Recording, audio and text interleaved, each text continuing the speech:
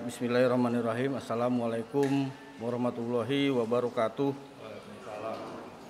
Rekan-rekan media, ada beberapa hal yang perlu disampaikan dalam kesempatan kali ini terkait dengan perkembangan COVID-19 yang ada di Kabupaten Bekasi. Jadi Kabupaten Bekasi akan melakukan PSBB mulai hari Rabu tanggal 15 April 2020. Jadi berlangsung selama 14 hari. Dan ini tentu saja akan kita berlakukan seluruh kecamatan yang ada di Kabupaten Bekasi. Terus selanjutnya barangkali ada 6 kecamatan yang akan kita perlakukan khusus terkait dengan PSBB ini, yaitu Kecamatan Tambun Selatan, Kecamatan Cikarang Selatan, Cikarang Utara, Cikarang Barat, Cikarang Pusat, dan Cibitung. 6 kecamatan ini kita perlakukan khusus karena memang peningkatan kasusnya begitu tinggi. Jadi 6 kecamatan ini menjadi prioritas khusus buat kita. Terkait dengan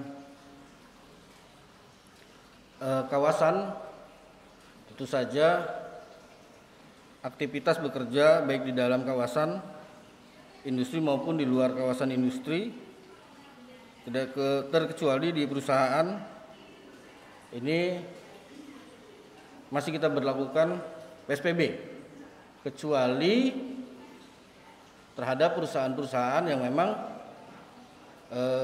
mendapat rekomendasi dari Kementerian Perindustrian yang memang nanti itu bisa berjalan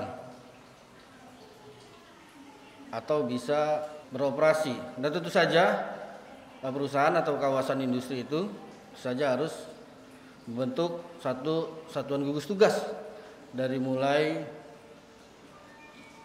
kawasan sampai dengan perusahaan tersebut. Jadi perusahaan itu yang melaksanakan kegiatan harus memenuhi standar protokol kesehatan COVID-19.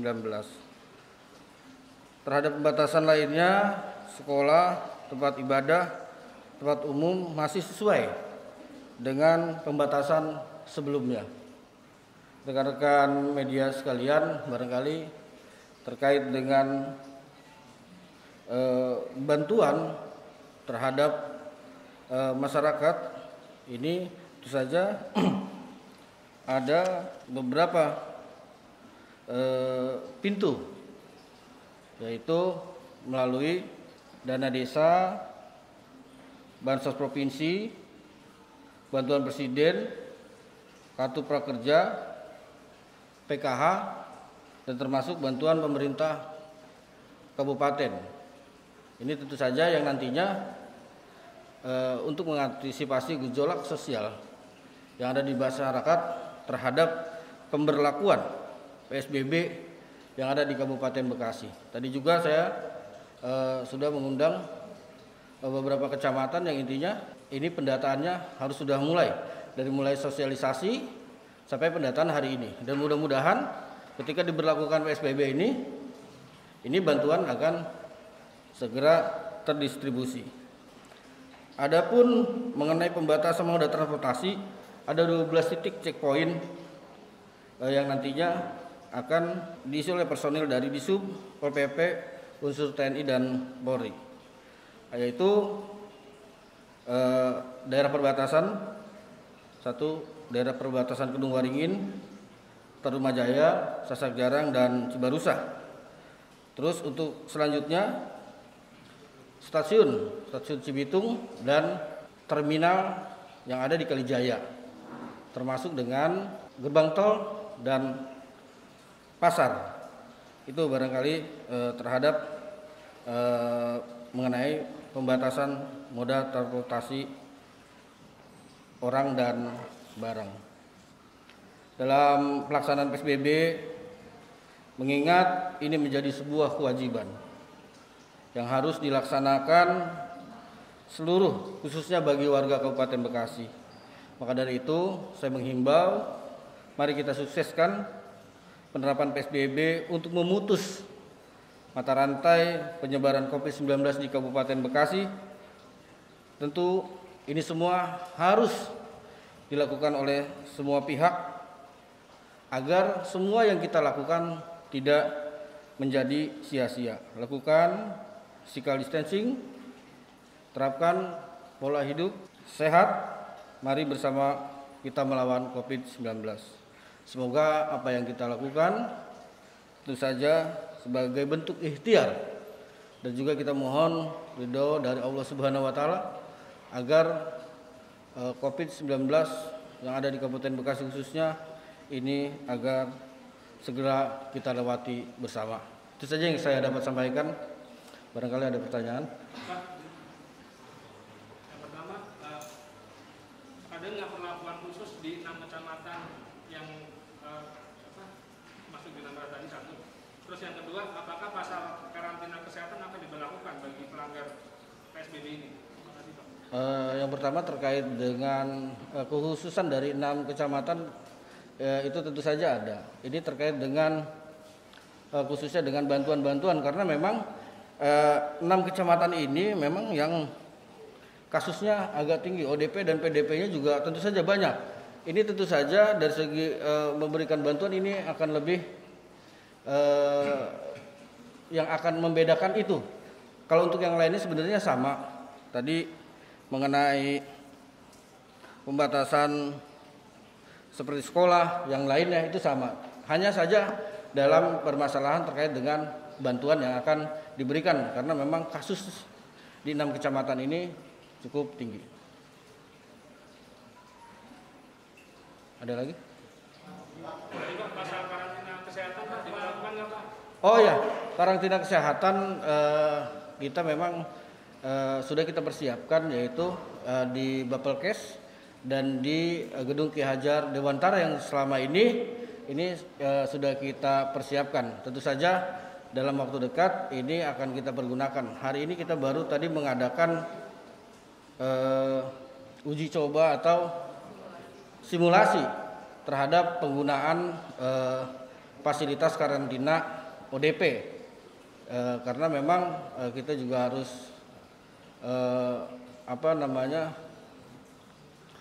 perlakukan masyarakat kita memang yang ODP itu dengan baik, agar nanti mereka juga mau kita karantinakan di tempat yang sudah kita sediakan. Maka yang saya tanyakan, ada nggak diberlakukan nggak pasal karantina kesehatan itu, misalnya bagi pelanggar yang melanggar aturan PSBB akan dikenakan pidana setahun dan denda maksimal. Kalau ini tentu saja ini masih tadi kita juga dalam hal ini masih baru Perbub. Nanti akan kita lengkapi dengan peraturan bupati yang mengatur masalah ini, nanti akan kita umumkan kembali setelah ini.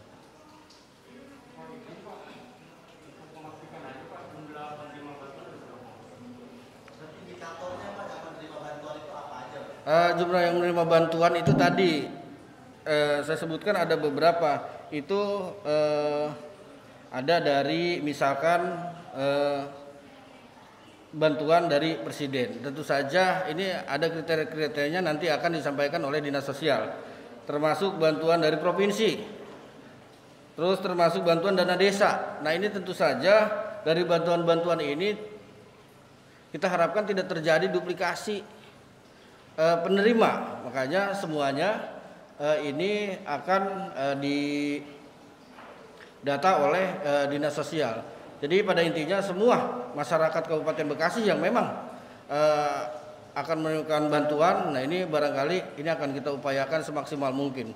Apalagi daerah-daerah yang memang tadi di beberapa kecamatan yang sudah menjadi penanganan khusus, karena dampak sosialnya juga harus kita perhatikan dengan memberikan bantuan-bantuan terhadap mereka. Tadi ada beberapa pintu dari PKH, dari termasuk kartu prakerja yang nantinya semua akan disentralisasikan di datanya di Dinas Sosial.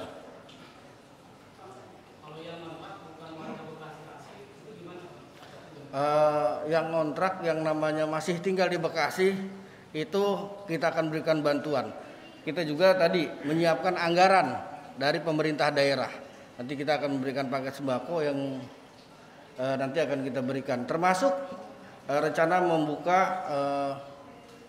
lumbung-lumbung pangan di kecamatan dan desa yang nantinya tadi apabila ada masyarakat kita yang tidak terdata, ada masyarakat kita yang memang tadinya ngontrak kan sesuai kalau menggunakan dana yang ada harus by name by address, tetapi yang namanya tinggal di Bekasi ini sudah menjadi warga kita yang tentu saja ini akan kita berikan pelayanan yang sama semuanya dalam hal bantuan terkait dengan COVID-19. Cukup ya?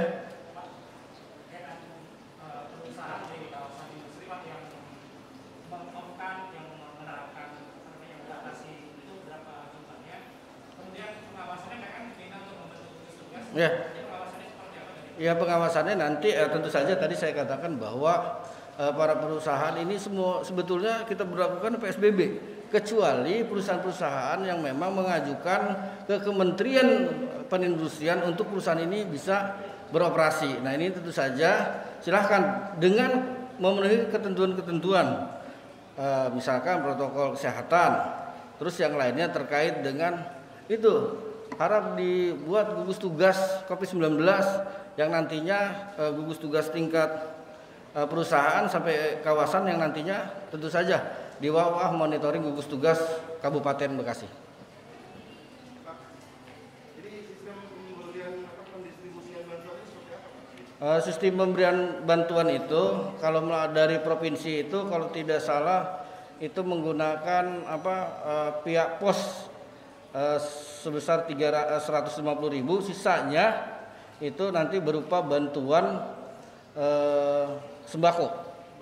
Ya nanti akan kita distribusikan tentu saja melalui desa atau kelurahan melalui RT RW yang ada. Cukup ya? Satu lagi? Pengawasan Pak terhadap ASN selama WFH itu gimana Pak agar memastikan kinerja mereka tetap berjalan. Terus yang kedua, selama WFH ini Pak, apakah ada kendala yang dihadapi di Kabupaten Bekasi Pak terkait pelayanan sendiri? Ya alhamdulillah terkait dengan tadi ASN memang kita sudah atur sedemikian rupa itu tidak jadi kendala apalagi terhadap pelayanan. Makanya memang kita sudah melakukan pelayanan terkait dengan misalkan Dukcapil. Kita sudah melakukan pelayanan antar jemput dokumen. Jadi ketika sudah selesai itu kita antar kepada masyarakat. Memang program ini sudah berjalan. Jadi dengan adanya kasus COVID-19 ini tentu saja ini memang sudah berjalan. Jadi tidak ada kendala yang lainnya. Yang lainnya tentu saja pelayanan-pelayanan lainnya itu juga berjalan dengan lancar. Jadi itu cukup ya.